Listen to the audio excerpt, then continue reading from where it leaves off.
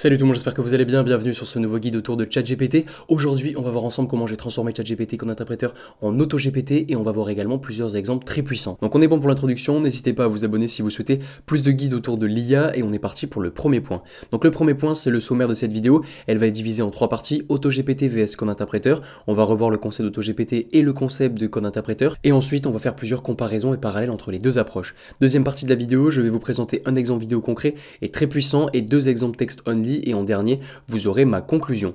Si je dis CI durant la vidéo, ça correspond tout simplement à ChatGPT Code Interpréteur et donc premier chapitre AutoGPT vs Code Interpréteur plus AutoGPT. Donc AutoGPT, qu'est-ce que c'est? Vous donnez un objectif à AutoGPT et l'algo va accéder de GPT-4 pour construire et exécuter un plan qui correspond, comme je l'ai écrit, à un ensemble de tâches et tout ça afin d'accomplir l'objectif que vous lui avez donné.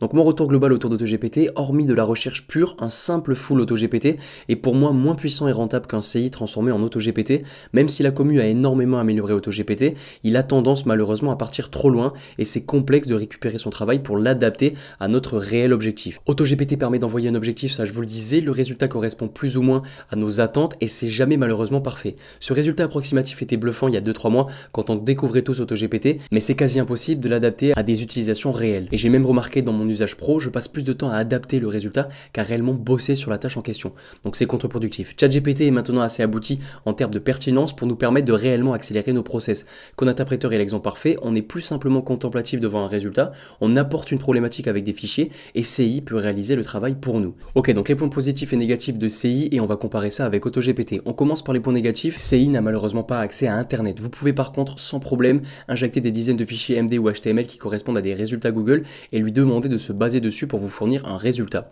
Ensuite, dernier point négatif de CI, malheureusement on a une limite de 50 messages toutes les 4 heures pour $20 par mois, mais si on réfléchit bien, cette limite est finalement positive, aucun frais supplémentaire n'est possible comme ça pouvait être le cas avec l'API d'OpenAI branchée sur AutoGPT. Et ensuite les trois points positifs principaux, CI peut prendre vos fichiers et les manipuler très simplement, CI vous permet de facilement télécharger le résultat et CI vous permet de générer des diagrammes complexes et intéressants sur vos résultats. Et dernier point, cette vidéo est un petit extrait de la formation Code Interpréteur qui sort vendredi, vous avez plus d'informations en description si le sujet vous intéresse. Ok, donc on est bon pour les informations autour de CI et AutoGPT, on passe maintenant au premier exemple, c'est de loin l'exemple le plus complet et vous allez mieux comprendre l'intérêt de l'approche CI en mode AutoGPT. Donc je vous mets dans le contexte, vous avez un tableau qui correspond aux personnes à qui vous devez envoyer des factures plus un email avec, certains clients sont plus ou moins proches de vous, vous avez reçu en même temps 3 factures éditées par le pôle comptabilité et vous avez besoin de faire un rapport à votre supérieur sur le client le plus important et les produits les plus vendus. Problème, cet exemple demande énormément de croisement de données et ça peut être une véritable perte de temps quand on passe à 10, 20, 30 clients.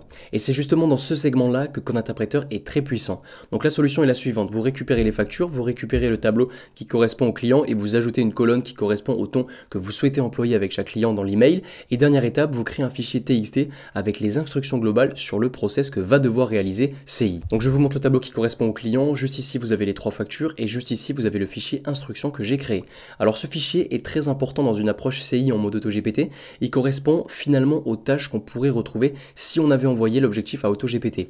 Pour réaliser ce fichier à la main, il vous suffit simplement d'écrire le process étape par étape. Si vous avez du mal avec cette partie, je vous recommande de vous mettre à la place de CI. Vous pouvez réaliser le process une fois avec un client et noter en même temps les étapes. Et donc la question qui se pose, c'est pourquoi ne pas tout simplement faire un prompt? Je vous laisse tester de votre côté, mais CI a énormément de mal à suivre un prompt classique. GPT-4 derrière CI n'a pas été pensé pour CI, mais pour de la conversation plus classique. Donc faire un fichier instruction.txt lui permet de se reposer dessus plus facilement tout au long du process. Donc une fois qu'on a le fichier avec les instructions, on va envoyer le tableau, les factures et le fameux fichier à CI avec un simple prompt, suit les instructions dans le fichier instruction.txt. Et quelques minutes après, j'ai un fichier CSV avec mes mails rédigés et prêts à être envoyés, j'ai mon client le plus important, le montant total des factures et la liste des produits achetés pour chaque client. Donc c'est juste incroyable en termes de productivité. Alors bien sûr l'exemple avec 3 entrées n'est absolument pas pertinent, mais vous ajoutez ne serait-ce que 10 entrées, vous êtes largement rentable en termes de temps, sachant que vous pouvez réutiliser le fichier instruction.txt pour d'autres demandes du même type. Et bien sûr pas de prénom et nom ni de contexte dans mon exemple, mais vous pouvez indiquer si c'est une relance, demander à CI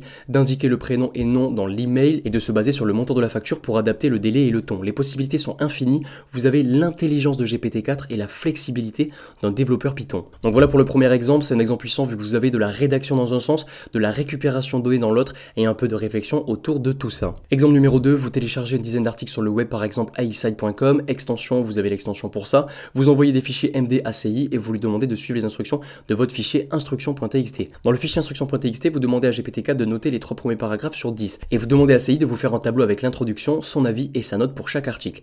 Et vous avez en quelques dizaines de minutes une vue très intéressantes sur les techniques pour réaliser des intros avec l'avis extérieur que propose GPT-4. Et vous pouvez ensuite lui demander de faire la même chose avec la conclusion, le texte, etc. Exemple numéro 3, vous téléchargez 3 articles en format HTML, par exemple aisai.com, vous envoyez le fichier ACI et vous lui demandez de suivre les instructions de votre fichier instruction.txt.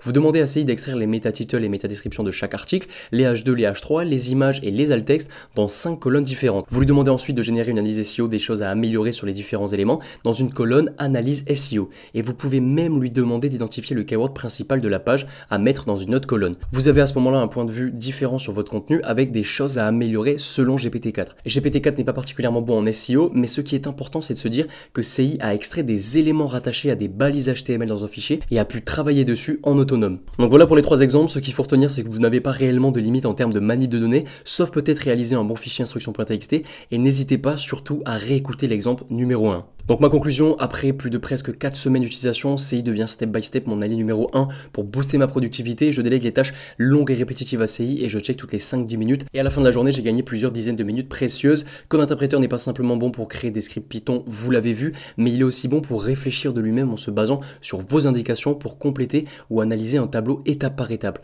ou pour suivre tout simplement les étapes précises et accomplir vos objectifs. Vous vous en doutez, mais d'autres vidéos arrivent sur CI très bientôt. Et dernier point, je vous recommande grandement ma formation autour de CI. En plus de soutenir la chaîne et mon travail, vous aurez vraiment le fond de ma pensée et de mes process autour de CI, et je trouve que ça vaut bien plus que 40 €. Donc j'espère que la vidéo vous aura plu, j'espère également que cette approche vous permettra d'être plus productif dans vos process. On se retrouve dès demain, ciao ciao.